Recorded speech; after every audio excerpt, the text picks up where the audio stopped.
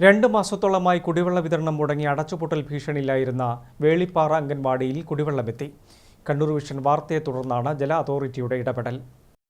2 മാസത്തോളമായി കുടിവെള്ള വിതരണം മുടങ്ങി അടച്ചുപൂട്ടൽ ഭീഷണിയിലായിരുന്ന വേളിപ്പാറ അംഗനവാടിയിൽ കുടിവെള്ളമെത്തി. തളിപ്പറമ്പ് ബ്ലോക്ക് പഞ്ചായത്തിന് കീഴിൽ കുറുമാത്തൂർ പഞ്ചായത്ത് 12-ാം വാർഡിലെ വേളിപ്പാറ 52-ാം നമ്പർ അംഗനവാടിയാണ് വാട്ടർ അതോറിറ്റി അധികൃതരുടെ അനാസ്ഥയെ തുടർന്ന് അടച്ചുപൂട്ടേണ്ട അവസ്ഥയിലെത്തിയത്. ഇക്കാര്യം കണ്ണൂർ വിഷൻ റിപ്പോർട്ട് ചെയ്തിരുന്നു. തുടർന്നാണ് അംഗനവാടിയിലും പ്രദേശത്തെ വീടുകളിലും കുടിവെള്ളമെത്തിയത്. വാർഡ് മെമ്പർ ഉൾപ്പെടെ ജലവിതരണം പുനഃസ്ഥാപിക്കുന്നതിനായി വാട്ടർ അതോറിറ്റി അധികൃതരെ നേരിട്ടും ടോൾ ഫ്രീ നമ്പറിലും പരാതി അറിയിച്ചിരുന്നു. എന്നാൽ യാതൊരു നടപടിയും ബന്ധപ്പെട്ടവരുടെ ഭാഗത്തു നിന്നും ഉണ്ടായില്ല. ദൂരെയുള്ള വീടുകളിൽ നിന്നും സമീപവാസികളുടെ സഹകരണത്തോടെ പാത്രങ്ങളിൽ വെള്ളം എത്തിച്ചാണ് ആവശ്യങ്ങൾ നിർവഹിച്ചിരുന്നത്. വേനൽ കനത്തതോടെ കിണറുകളിലും ജലനിരപ്പ് താഴ്ന്നു വരുന്നത് ആശങ്ക ഉയർത്തിയിരുന്നു. നാട്ടുകാർ പ്രതിഷേധ പരിപാടികൾക്കുള്ള ആലോചനകൾ നടത്തിവരികയായിരുന്നു. വാർത്തകൾ വന്നതിനെ തുടർന്ന് വാട്ടർ അതോറിറ്റി കുടിവെള്ള വിതരണം പുനഃസ്ഥാപിച്ചതിൽ സന്തോഷമുണ്ടെന്ന് നാട്ടുകാർ പറഞ്ഞു. 2 മാസമായിട്ട് ഞങ്ങൾക്ക് വെള്ളമില്ലാണ്ടാണ് ഉണ്ടായിരുന്നത്. അംഗനവാടി പൂട്ടേണ്ട ഒരു സിറ്റുവേഷനിലായതുകൊണ്ടാണ് നമ്മൾ